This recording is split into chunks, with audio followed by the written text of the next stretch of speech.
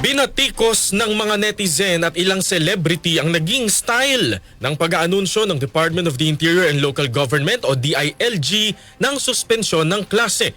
Kabilang narito ang tila casual lang na pag-anunsyo ng suspensyon sa gitna ng malakas na pag-ulan at mga pagbaha na naranasan sa Metro Manila at karatig na lugar. Komento ng mga netizen at mga celebrity, hindi nakakatawa ang estilo ng anunsyo dahil ito ay insensitive, hindi profesional at hindi dapat ganito ang mensaheng inilalabas ng pamahalaan. Maging si Vice President Sara Duterte hindi naiwasang magkomento at iginit pa nito na dapat ay maging profesional ang mga opisyal ng pamahalaan. So, kung galing yan sa DILG official account na sinasabi ninyo, confirmed naman sa DILG official account, they have to be professional.